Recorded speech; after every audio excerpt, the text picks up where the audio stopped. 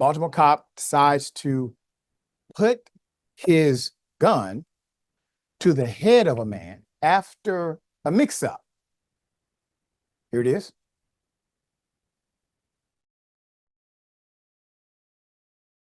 Put him in cuffs. What I do? I gotta just put him in cuffs. I got you.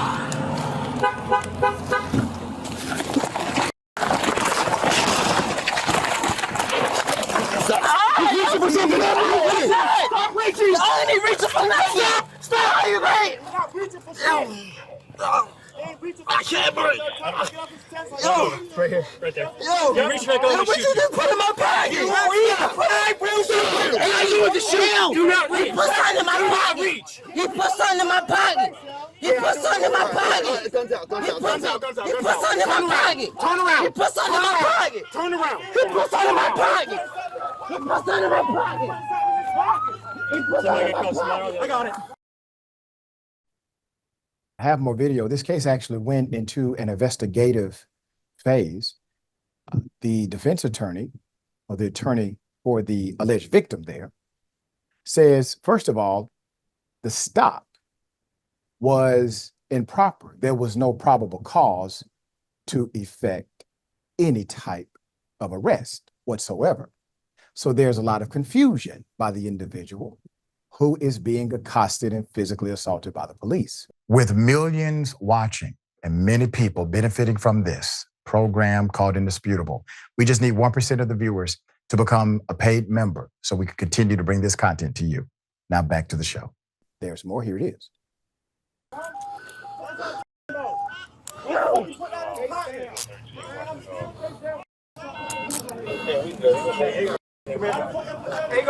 Hold on 1 second.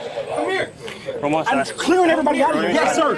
Yo, he just put a whole thing in my pocket, bro. It's all on camera. Bro, it's on camera. You put it out of my pocket.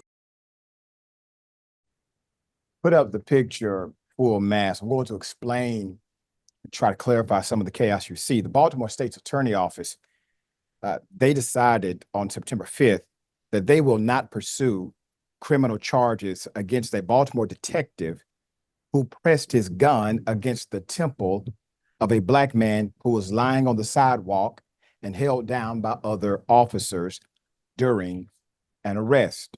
This arrest took place in May. Defense attorneys for Mr. Jaemun Joyner, the 23-year-old man you see being arrested there.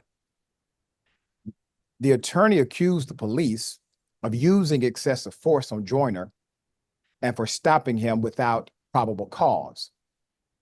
Charges against Joyner were completely dropped, but the police officer's conduct is reportedly still under investigation by the local police department. Now, a video of the incident, which took place on May 23rd, captured by a body-worn police camera and first aired by WBAL TV News in July, showed a group of 5 cops. You got 5 police officers arriving at the scene in front of a corner bodega. This is in East Baltimore. The detective is Connor Johnson. Detective Johnson is the one who tried to restrain Joyner and place him in custody.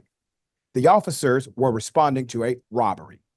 It was a robbery in the area, and according to them, they were searching for a suspect described as a 6-foot Black male wearing a brown hoodie and a ski mask.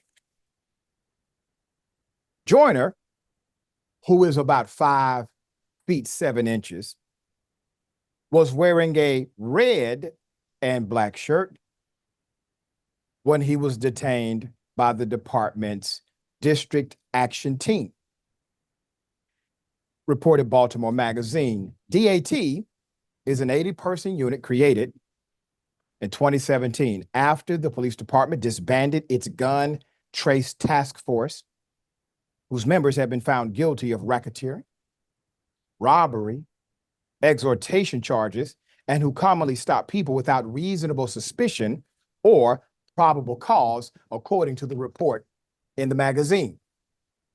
So what did Baltimore PD do? They rebranded them. Yes, let's just give them a new name. Keep the culture. New name. There's more. Detective Phil. You got a guy named Detective Phil Polanco. Phil Polanco told reporters in July that officers were, in fact, trying to put Joyner in handcuffs when he got away and fled on foot before being apprehended. In the video, Joyner is shown twisting away from officers and briefly running before being grabbed and held down on the sidewalk. Quote, he's reaching for something. That's what Detective Christian Agard screams. You can hear it. Quote, I ain't reaching for nothing. Joyner responds. And one of the detectives presses his knee into the chest of Joyner, who then says, quote, I can't breathe. Officers begin to search his pockets, and Joyner screams, what did you just put in my pocket? And he put something in my pocket. Johnson then put one hand on Joyner's neck, pressing his face against the sidewalk, and took out his service weapon, putting the barrel of the Glock 22 to his temple for about 6 seconds before pulling the gun away and standing up.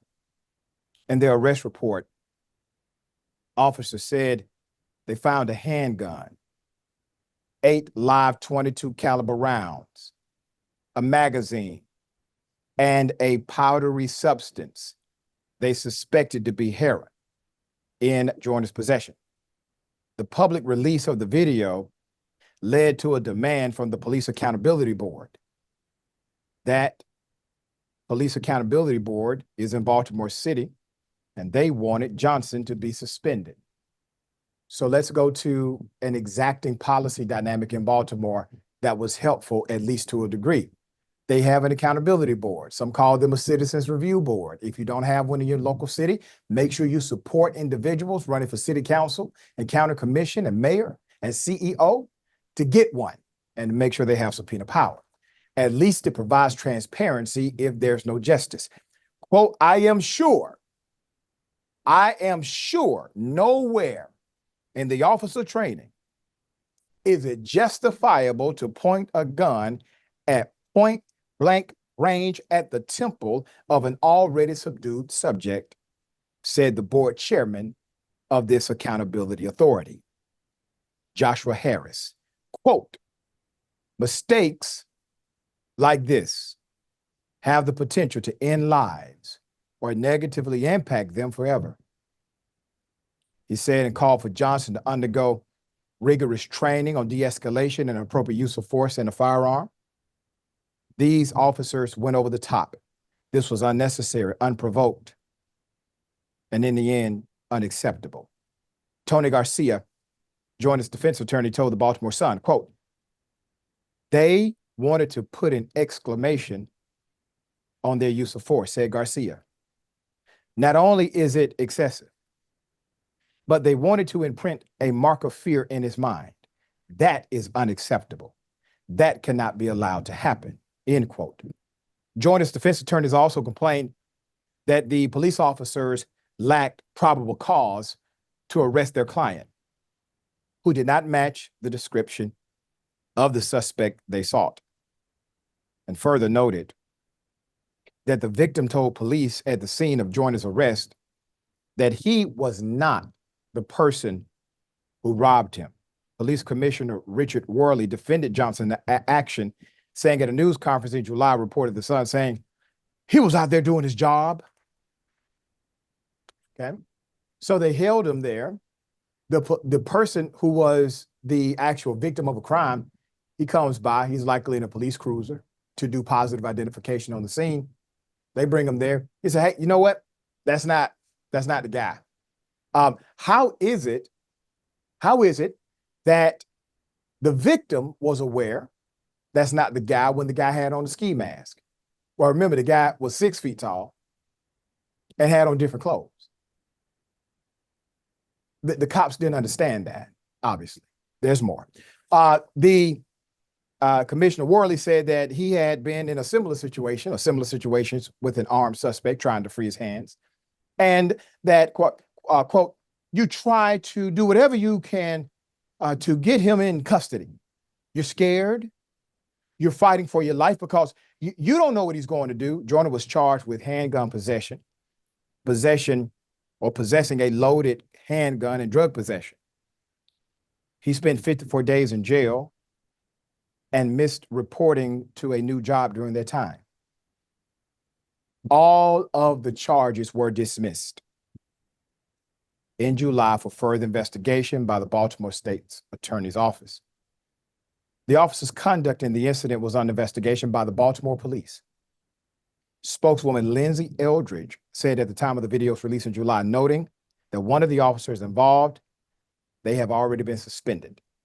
Following the state attorney's office's decision not to charge Johnson, Baltimore Police Department will finalize its investigation of the incident for potential policy violations and recommend any administrative charges to the Administrative Charging Committee, a civilian body that reviews all police investigations that involve a member of the public.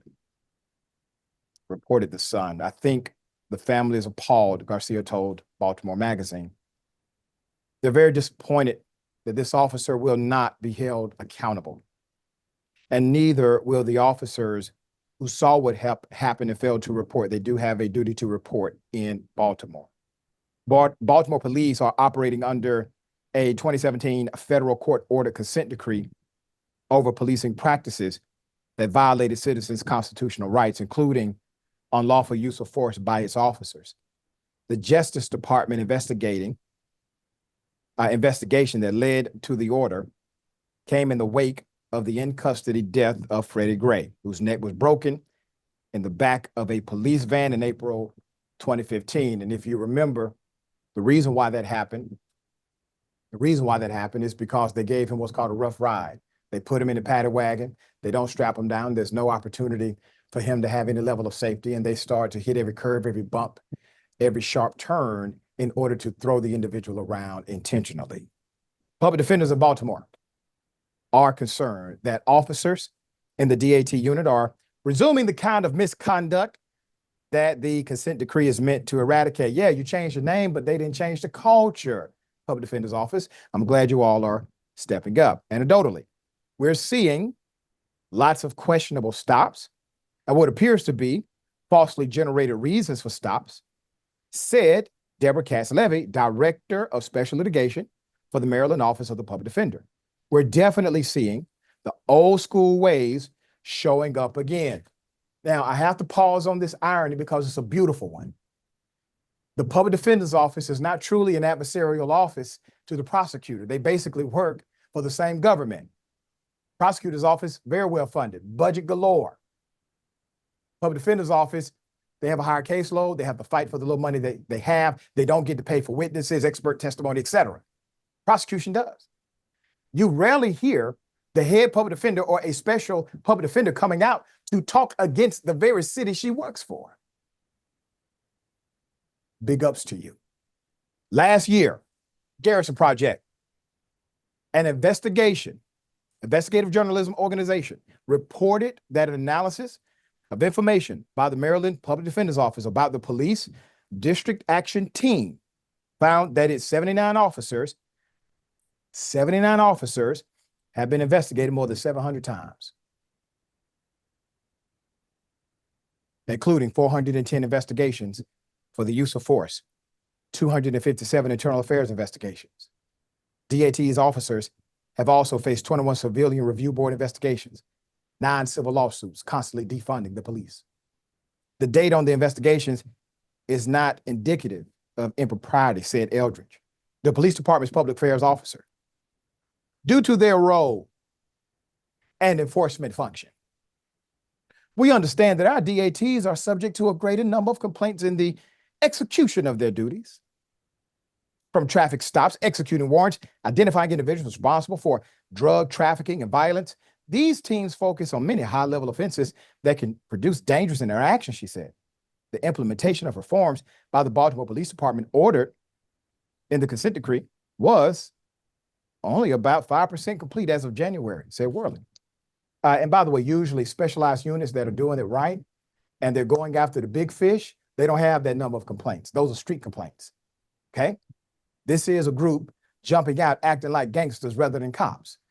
Because if you're a part of a specialized investigative unit, you utilize your leverage, your expertise, investigative prowess And you don't have these kind of street complaints every single day. Dear brother, thoughts? Yeah, let's talk about this case, and then let's talk about the basically the new gun trace task force. So Yep. in this case, like you lay out, doesn't fit the description. He's a few inches shorter and wearing a different outfit. Clearly doesn't know what he's dealing with here.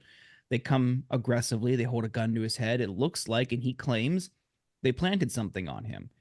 There's a problem with the tactics here in all of that. You see a young black man on the sidewalk and think that's the guy. That is quintessential racial profiling. So then beyond that, the tactics question. So this district action team, as you lay out, seems just like a totally rebranded gun trace task force. And you see the department and officials covering for them, for the tactics, for the complaints. Oh, well, it's just due to the nature of the work. No, the nature of the work in the gun trace task force was planting drugs on people, assaulting people, robbing drug dealers, dealing drugs themselves, stealing from people, potential suspects, searching homes and just hoarding whatever they found for themselves, stuffing cash behind their bulletproof vests. There's a couple good books on this. We Own This City and I've Got a Monster are two good ones. The police department themselves were not capable of holding themselves and their fellow officers accountable. It wasn't until the federal government and the DOJ got involved. And this dissent decree, or the consent decree, which they're complaining about, seems like, and they're upset by, which calls for new tactics, calls for a new system, new behaviors. It seems like they're just trying to exploit a loophole by naming it something else and essentially having the same tactics. People of Baltimore know how bad Baltimore cops are, how corrupt and crooked Baltimore cops are. They're familiar with it. And they try to avoid them at all costs. And this isn't a new phenomenon. You've seen this goes back decades, but even longer from what I understand. So the corruption and the crookedness in the Baltimore Police Department, unfortunately, still persists just under a new name. This is that case of culture eating policy alive every single day. They got the right policy. The rules are right on the books. They don't enforce them. The culture is incorrect. And the irony on top of that is this reality. They are defunding the police to a degree higher than any other unit in that police force. And because they utilize these tactics that are illegal, they can't make charges stick anyway if somebody has a halfway decent attorney. All right, we'll bring you updates as they come.